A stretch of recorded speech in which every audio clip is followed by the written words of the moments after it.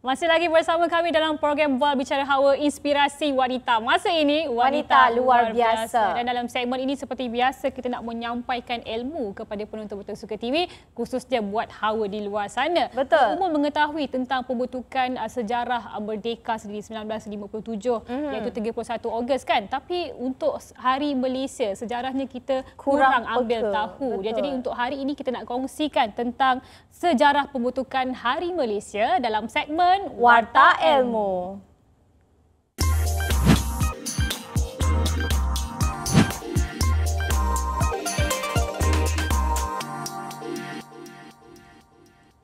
Baiklah, kita akan kongsikan tentang sejarah pembentukan Hari Malaysia. Jadi yang pertama adalah faktor-faktor pembentukan Malaysia. Sejarah pembentukan Persekutuan Malaysia bermula dengan hasrat Tunku Abdul Rahman yang ingin membantu membebaskan Sabah, Sarawak dan Singapura daripada penaklukan komunis, dan beliau juga ingin menyatukan tanah Melayu bersama 3 wilayah tersebut menjadi satu negara merdeka. Dan disebabkan oleh sebab-sebab pembentukan negara Malaysia, inilah yang menguatkan lagi semangat Tunku Abdul Rahman kita merealisasikan idea tarikh penubuhan negara Malaysia. Ia adalah idealisme daripada bapa kemerdekaan kita sendiri, Tunku Abdul Rahman, yang menggerakkan semuanya dan memulakan semuanya.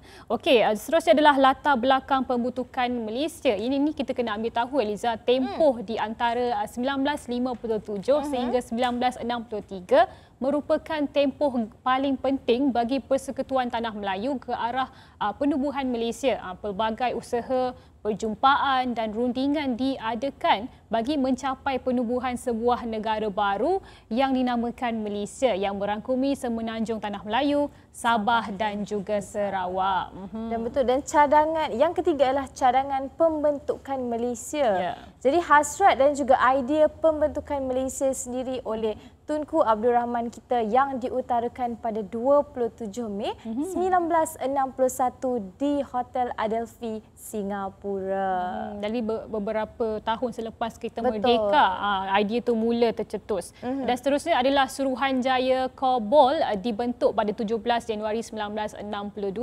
Seterusnya, Suruhanjaya Kobol telah ditubuhkan pada 17 Januari 1962. Kena lock, kena ingat tarikh ni. Tujuan penubuhan Suruhanjaya Kobol ini adalah bertanggungjawab memasukkan Sabah dan juga Sarawak untuk menyertai Malaysia. Dan pada Julai 1962, satu kata sepakat telah dicapai setelah melihatkan kepentingan pembentukan Malaysia melalui kerangka yang lebih besar dilihat antara Perdana Menteri Melayu dan Malaysia dan juga Perdana Menteri Singapura melalui satu rundingan yang damai. Satu rundingan yang kita boleh cakap terhasillah berjaya, sebab sekarang kita dah pun ada Hari Merdeka kita ada kebebasan untuk kita sendiri. Dan yang kelima adalah Perjanjian Penubuhan Persekutuan Malaysia. Jadi hasil daripada kata sepakat tadi, ia membawa kepada temeterainya satu perjanjian, iaitu Perjanjian Penubuhan Persekutuan Malaysia yang ditandatangani oleh wakil-wakil kerajaan British, Persekutuan Tanah Melayu, Sabah, Sarawak dan juga Singapura di London bagi membentuk satu gagasan pembentukan Malaysia. Kita baru tahu, Eliza, di London jauh juga untuk kita nak dapatkan kemerdekaan itu sendiri. Baik, seterusnya adalah setelah dah wujudnya kata sepakat, tanda tangan, timbullah tarikh penubuhan Malaysia pada 16 September 1963. Upacara pengisytiharaan Malaysia telah diadakan di Stadium Merdeka, Kuala Lumpur. Pengisytiharaan tersebut telah dihadiri oleh SPP yang di-Pertuan Agong, Raja-Raja Melayu, Gabenor Pulau Pinang, Melaka, Singapura, Sabah dan juga Sarawak. Pengisytiharaan ini juga turut dihadiri oleh anggota kabinet sendiri, diplomat asing di Kuala Lumpur serta jemputan khas. Dan orang kata penubuhan Malaysia ini merupakan satu usaha yang sangat-sangat rumit yang diperjuangkan oleh tokoh-tokoh kemerdekaan kita. Bak kata pepatah Melayu, tarik rambut dalam tepung, rambut tidak putus, tepung tidak berselera. Betul tu Dina, sebab kita tahu Malaysia ni, sebab tu sekarang ni kita patut menghargai Hari Malaysia. Kita kena hargai kita yang hidup bermasyarakat yang majmuk, penuh dengan percampuran agama, percampuran bahasa, kaum dan sebagainya dan juga budaya. Jadi ini adalah semua faktor-faktor yang kita patut pentingkan dalam hidup kita. Kita hidup kena bermasyarakat. Betul. Walaupun kita tak mampu nak memberikan apa-apa sumbangan, kita kena sentiasa menghargai apa yang telah diusahakan oleh mereka-mereka yang terdahululah. Jadi itulah salah satu caranya untuk kita bersama menghargai titik peluh dan juga lelah kita untuk Hari Malaysia mencapai Hari Malaysia. Betul tu. Jadi sama-samalah kita menyambut Hari Malaysia pada esok hari. Jadi sebelum itulah Derina, saya nak tanya kepada awak lah. Awak tahu tak, awak pernah dengar habatus sauda? Pernah dengar tentang minyak zaitun? Pun pernah. Selalunya saya buat dalam masakan western-western macam tu. Jadi awak tahulah kebaikan habatus sauda dan minyak zaitun? Saya tahu, tapi saya nak tahu lagi lah, Liza. Awak nak tahu lagi? Baiklah, saya akan beritahu kepada awak dan juga penonton. Itu gabungan habatus sauda dan juga minyak zaitun merupakan antara makanan sunnah yang sangat tinggi khasiatnya, dan juga penggunaan minyak zaitun dalam masakan atau makanan dapat membantu untuk mengurangkan kolesterol yang tidak baik. Jadi sebelum kita berehat dan bersama dengan tetamu kita, kita akan tinggalkan anda dalam segmen Info Sehat.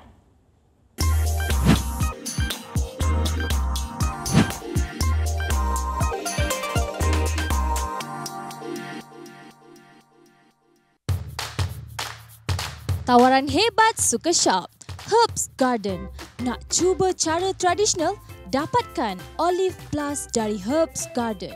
Kebaikan buah zaitun asli dengan serendah RM89 hanya di sukashop.com.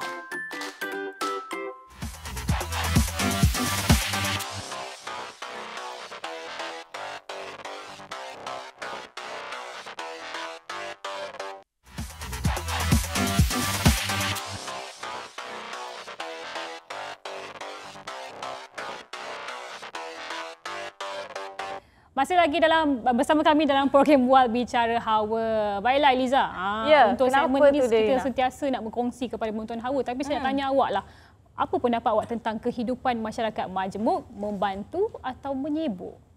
Bagi saya lah kan, bila kita hidup berjiran, kita hidup dengan orang lah, bermasyarakat, kita perlu bantu sama membantu. Tapi kadang-kadang saya pun rasa macam menyibuk lah mereka ni. Macam sibuk kalau kita beli pasu baru pun sibuk juga. Macam mana tu? Macam awak Dina, apa pendapat awak? Pada saya kan, saya rasa macam budaya-budaya lama seperti racism tu masih ada lah. Macam bukannya kena ambil tahu ke kaum lain, kena ambil tahu ke pasal kaum lain. Walaupun kita berjiran tapi tak nak ambil tahu. Itu pun bahaya juga Liza. Tapi jadi apa solusinya? Apa solusinya? Jadi inilah yang kita nak bincangkan bersama dengan tetamu istimewa kita, perunding latihan dan motivasi yang lebih dikenali sebagai Bro Amin. Dalam segmen Borak Santai Bro Iron Man. Bukan Iron Man. Bukan. Lagi sekali dia nak 1, 2, 3. Borak Santai Amin Idris.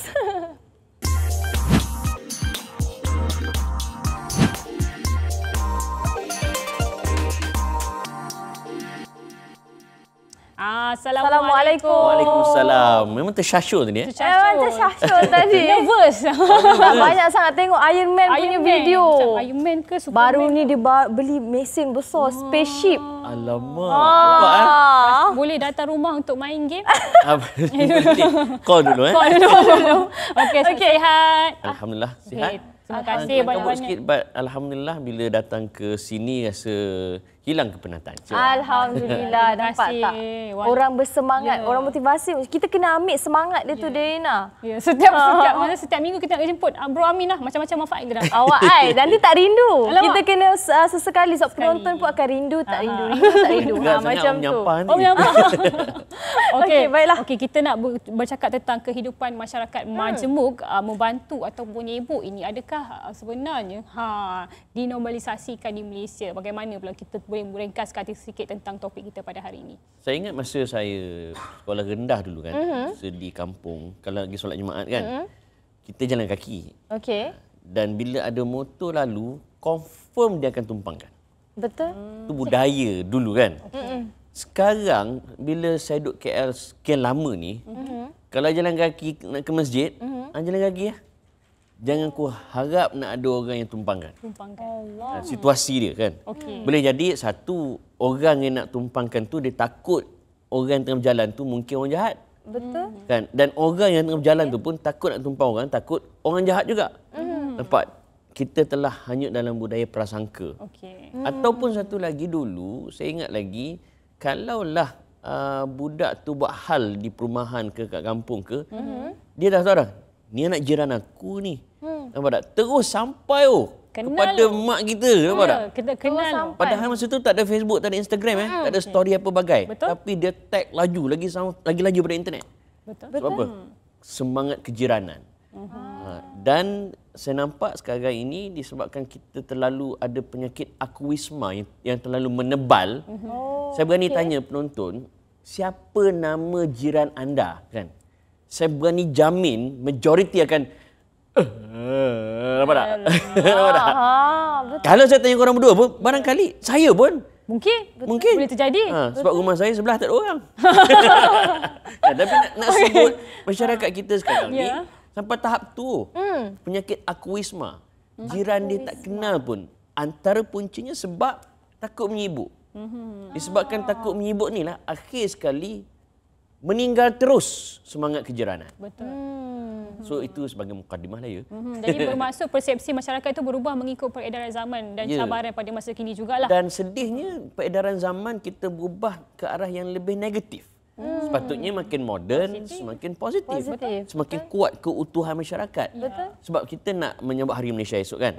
Dan sebuah negara yang utuh dibina daripada himpunan rakyat negeri yang mempunyai kesetaraan yang tinggi. Dan sebuah negeri yang bagus dibina daripada masyarakat yang bagus. Masyarakat ni dibina daripada gabungan keluarga-keluarga yang bagus. Dan keluarga yang bagus dibina daripada individu. Kita mana komponen jiran ni? Daripada individu, keluarga dan masyarakat. Di sinilah fungsi kejiranan. Bila kejiranan mati, so di antara komponen individu, keluarga dan masyarakat pun akan mati, maka dia akan membentuk sebuah negeri yang jiwanya kosong, maka terbentuklah sebuah negara yang rakyatnya jiwanya kosong. So itu antara akibat yang kita terpaksa tanggung kerana penyakit akuisma. Akuisma, itulah satu penyakit baru ke? Penyakit yang saya reka. Tapi bunyinya kena akuisma.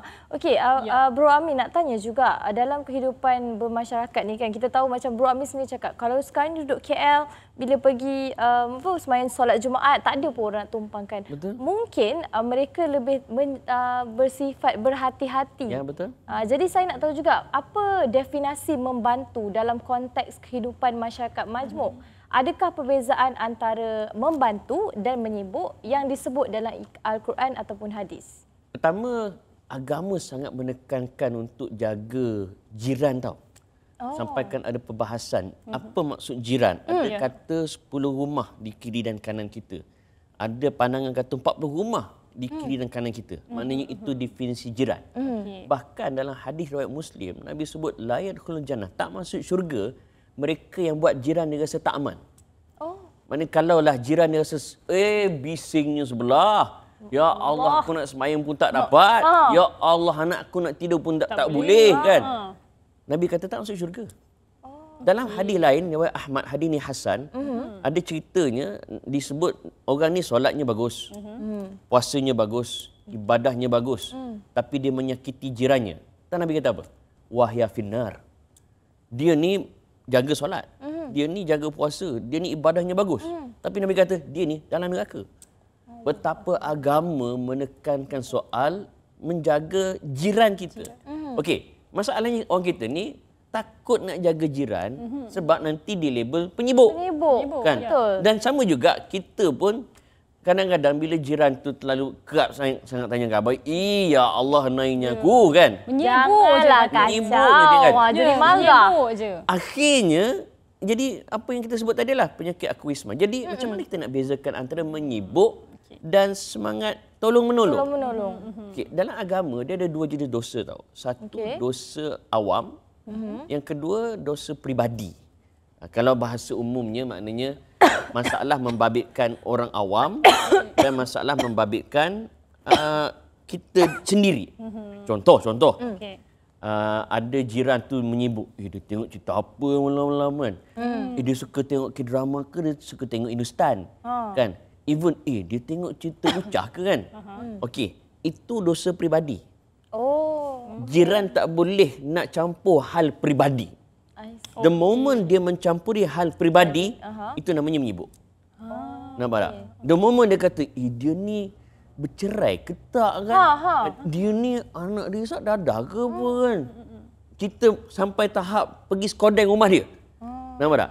Itu sebab kesalahan peribadi, kita tidak boleh mencampuri urusan tersebut. The moment kita campuri, itu namanya menyibuk. Okey. Tang mana yang jadi tolong-menolong? Bila membabitkan urusan-urusan yang membabitkan orang lain ataupun kepentingan awam. Contohnya budak tu asyik hari-hari menangis, kan? So kita kata, mungkin kena dera kot. Kita boleh tanya. Nampak? Tanya kepada tuan rumah dulu. Pada tuan rumah tersebut. Dah tak dia menyebut dah. Ketika itu. Sebab apa? Ada nyawa yang terbabit. Budak tu. Ataupun hari-hari bunyi kaca pecah. Kaca pecah. Kan? Itu pun seram ni. Memang kaca orang Ada balik ke hantu ataupun ke jatuh kan? sendiri kan? Penukul dan Kena pukul apa? Kita boleh tanya. Nampak tak? So, bahasa mudahnya, perbezaan di antara menyibuk dan menolong, apabila benda membabitkan hal peribadi, no. Nampak tak? Tapi bila membabitkan nyawa, bila membabitkan kemaslahatan awam, orang lain, termasuk kita jiran sendiri pun, ketika itu kita boleh menolong. Cuma saya tambah sikit, iaitu perkongsian. Contoh, ingat sempat tak zaman-zaman dulu bila mak kita masak ke nenek kita masak, mesti ada tupperware lebih satu. Betul. Kita siapa ni? Orang sebelah. Tinggal orang belakang. Orang belakang. Tinggal betul orang tak? belakang. Betul. Saya ingat dulu arwah nenek saya, nanti kerja saya ialah dia mesti at least ada 6 tupperware. Okey. Untuk saya pergi hantar. Pergi hantar satu Kalau rumah satu sebelah rumah. okey ke? Tak mana tak pergi nampak tak? Tak kenal-kenal Tak pun kena hantar kan? juga. Tapi dia sebabkan hantar tu, dia kenal. Nampak pula ada awet cun kat situ. Semangat kita. Kita lagi semangat. Rumah mana ni? Bukan yang hari tu hantar ke? Kan? Kita pun semangat. Kadang-kadang rumah tu kita hantar dulu. Nampak tak? Punya semangat. Tapi nak sebut, benda tu dah tak ada sekarang. Betul. Dan itu perkongsian. Tak ada masalah. So, 3 ni saya harap jadi panduan pada yang menonton pada saat ini. Telah pun disebut oleh Al-Quran dan hadis jugalah. Ya, betul. Tapi pada tahun 2023 ni bila kita lihat di dada-dada akhbar apa yang dikongsikan semuanya orang kata mencabar jugalah minda persekitaran manusia zaman sekarang ni juga kan. Jadi sebenarnya mereka cenderung ke arah tu kata tak payah sibuk. Tapi apa sebenarnya faktor yang boleh motivasikan seseorang itu untuk membantu ataupun campur tangan dalam urusan orang lain untuk mencipta masyarakat yang majmuk ni?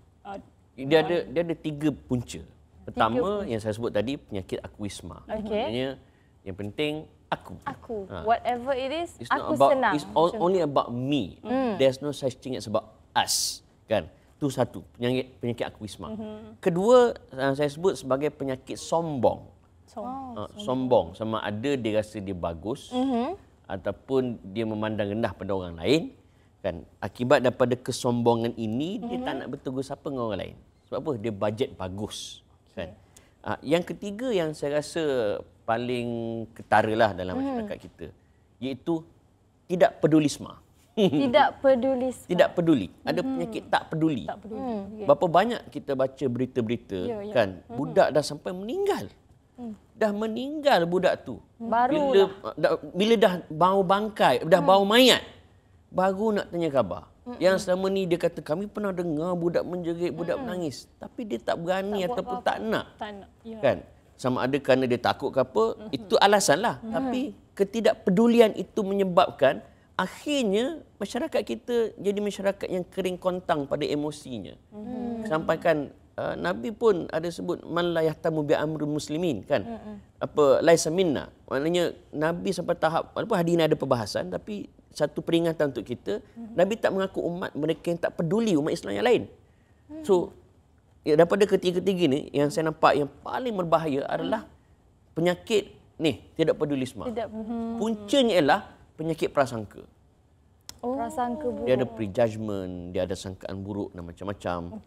Maka berleluasalah penyakit tidak peduli ni.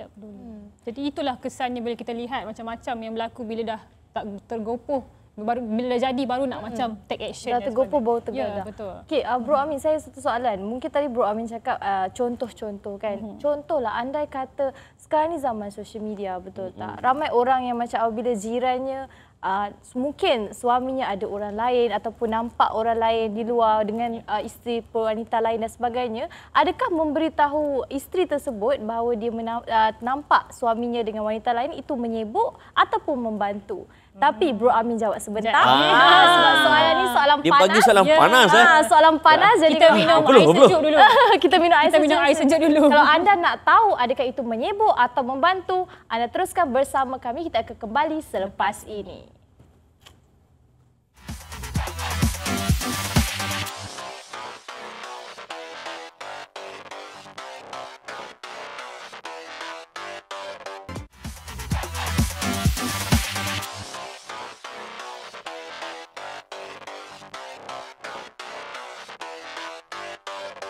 Kita masih lagi bersama dengan Bro Aiman kita aka Bro Amin, seorang perunding latihan dan motivasi untuk topik yang panas juga seperti biasa, kehidupan masyarakat majmuk, membantu atau menyibuk. Betul. Dan saya tahu penonton masih di sini sebab nak tahu jawapan daripada situasi panas kita bagi tadi. Yang kita ulang sedikit. Apabila kita di luar nampak suami jiran kita bersama dengan perempuan lain.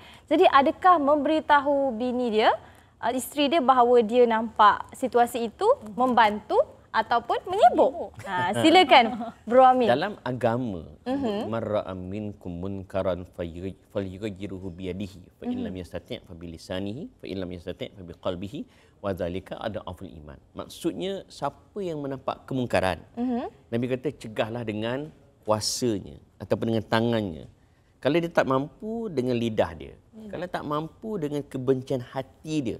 Dan itulah selemah-lemah iman lah. Maknanya, takkanlah kebencian hati sampai ke kiamat. Mesti ada improvement lah. Betul tak? Kena ada peningkatan. Okey. Hadis ini menjadi asas. Apabila jiran nampak satu yang buruk berlaku, maka dia kena lakukan sesuatu. Tak boleh duduk diam. Okey, isunya, lagu mana? Kan? Bagaimana caranya? Adakah dengan mereport kepada si isteri? Ataupun bagaimana? Saranan saya, sebab orang kita ni kadang-kadang dia tengok sesuatu, dia terus buat kesimpulan sendiri. Betul. Sebab barangkali adiknya, barangkali isteri nombor 2-nya. Yang itu risau. Kan kita terus tanya je. So, cara terbaik kan, fatabayyanu. Kita tanya sendiri dulu kepada empunya badan. Nampak tak? Ni kita tak tanya lagi orang tu. Terus kita mereport.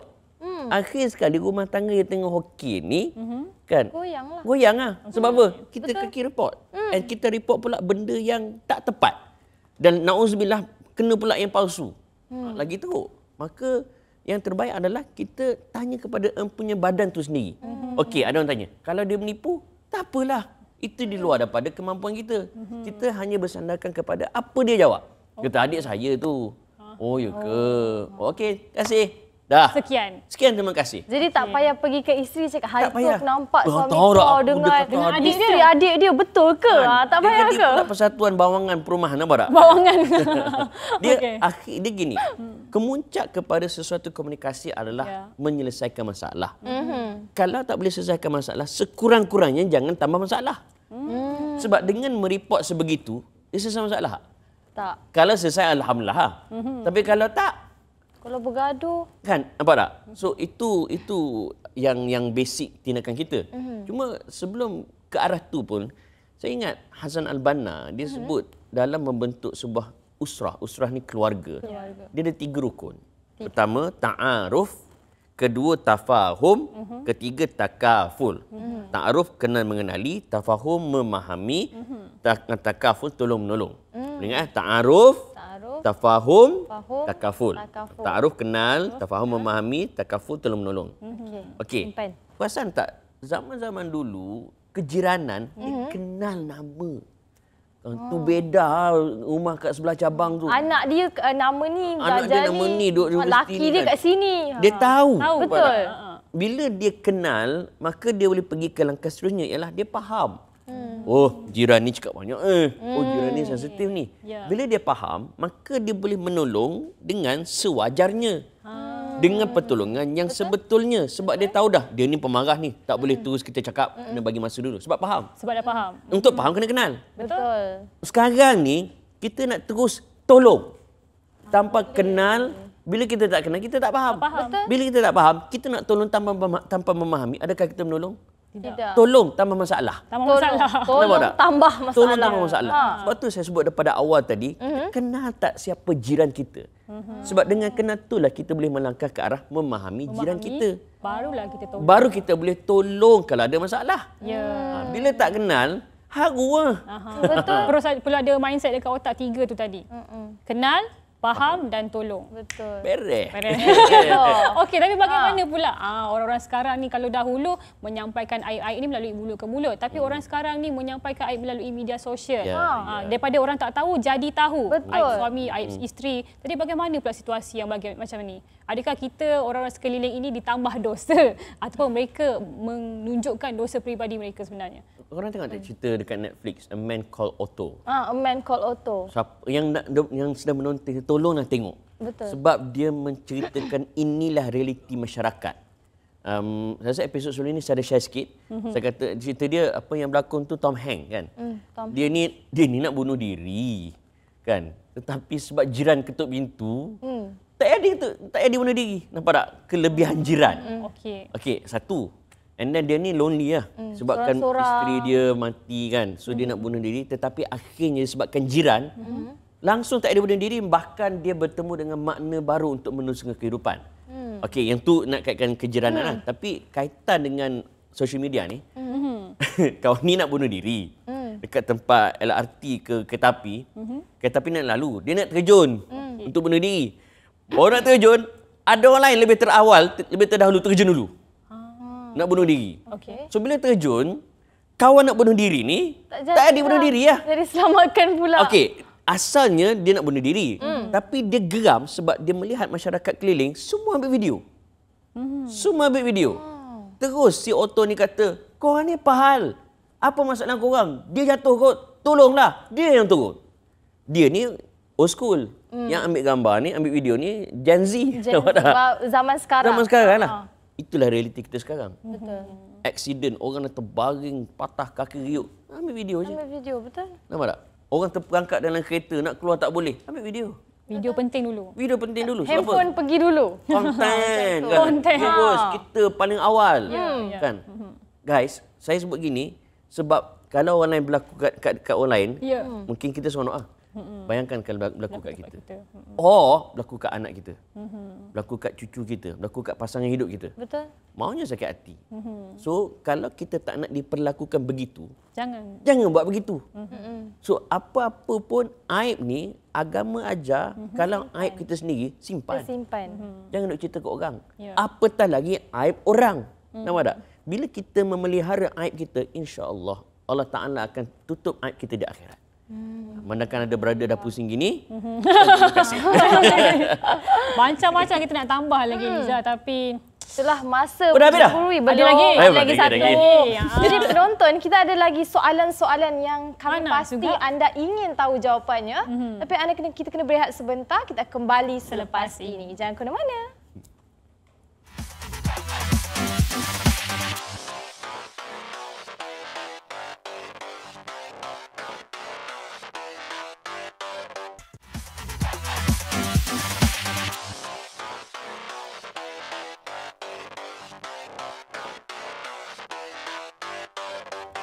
Masih lagi bersama kami dalam program Buat Bicara Hawa dan masih lagi bersama dengan perunding latihan dan motivasi kita, Bro Amin.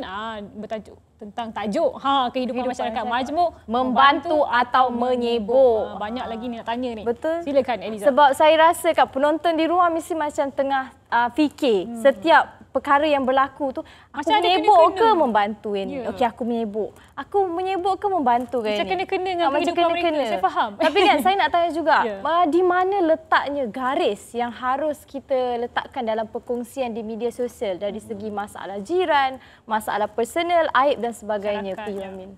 Pertama, tahu tak asal-usul social media ni? Kalau kita tengok Facebook asal-usul dulu, dia sebenarnya Facebook ni dia adalah selepas fenomena blog, ingat tak? Blogspot, WordPress. Asal-usul MySpace, Friendster. Friendster, betul? So, asal-usul social media adalah kita nak berkongsi kehidupan kita. Asal-usulnya. Tapi apa yang berlaku sekarang ialah kita berkongsi kehidupan orang lain. Kan? Kita berkongsi kelemahan orang lain. Kita menceritakan aib orang lain. Akhirnya kita seorang je bagus. Yang lain semua buruk. Kan? Betul. Menjawab persoalan tadi, apa dia punya garis pemisah, yes. kan? Dia ginilah.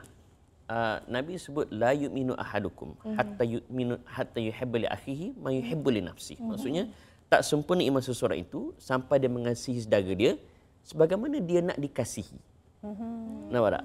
Dia punya kayu ukur senang je. Kita seronok tak bila orang bercerita tentang keburukan kita? Okey. Kan? Oh, seronok ceritalah lagi. Memang tak. Betul tak? Lambat lagi. Takkan ada, betul tak? Ya, betul. Setongong-tongong orang, dia takkan suruh orang cerita tentang keburukan dia, betul tak? Betul. Tapi cerita keburukan orang nak. Nak, nampak tak? Retweet, komen. Kalau you tak nak dia perbuat begitu, jangan buat begitu. You suka tak orang hina you? You suka tak orang reka cerita tak betul tentang you? Tak suka. So jangan buat. What you give, you get back. What goes around comes around. Nampak tak? Kalau kita nak kasih sayang, apa kita kena beri pada orang? Kasih sayang. Kalau kita nak dihormati, apa kita kena beri pada orang? Nak dihormati? Dihormati. Kita hormati orang. Hormat kalau orang. nak dibenci? Oh, jangan benci orang pula. Kalau nak dibenci? Kalau dibenci, buatlah. Benci orang, betul tak? Benci orang juga. Kalau nak kena lempang? Kita lempang. Nampak tak? Kalau tak percaya, penonton di rumah, lempang semua orang kat keliling rumah, agak-agak apa kita dapat? Derina kejap. Lempang tu. Common kita dapat lempangan, betul tak? Betul. But you give, you get back. Sama juga dalam social media.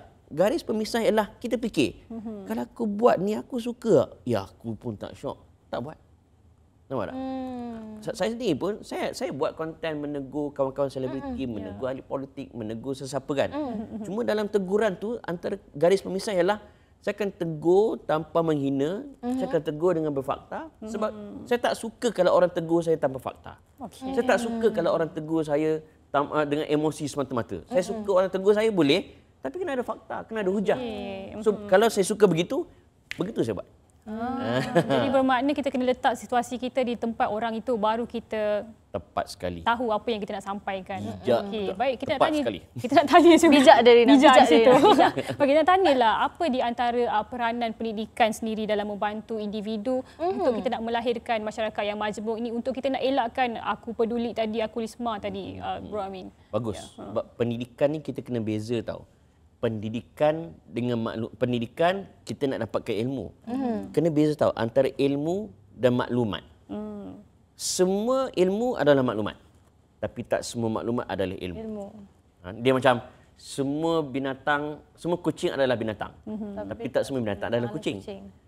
So saya sebut gini kenapa? Sebab orang kita kadang-kadang bila dapat info dia tak tahu sahih ke tak. Sahih ke tak? Tapi sebab maklumat dia forward. Atas alasan aku forward je. Aku share je kan. Betul. Betul ke tak lain cerita. Ini berita ni, kena hantar ni. Ini pasal jiran kita ni, pasal dia buat sesuatu tak elok ni. Aku forward je. Nampak tak? Tak tahu sahih ke tak. Betul. Akhir sekali porak-poranda masyarakat kita.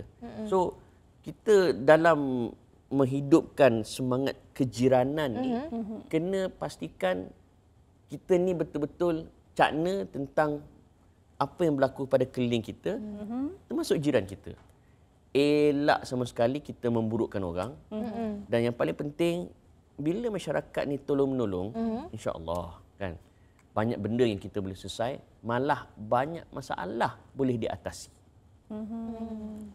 Banyak tu. Betul. Banyak info yang saya rasa baru. Sebab kadang-kadang kita tahu, kita lupa masyarakat ni bila kita hidup dah lama dalam era social media ni.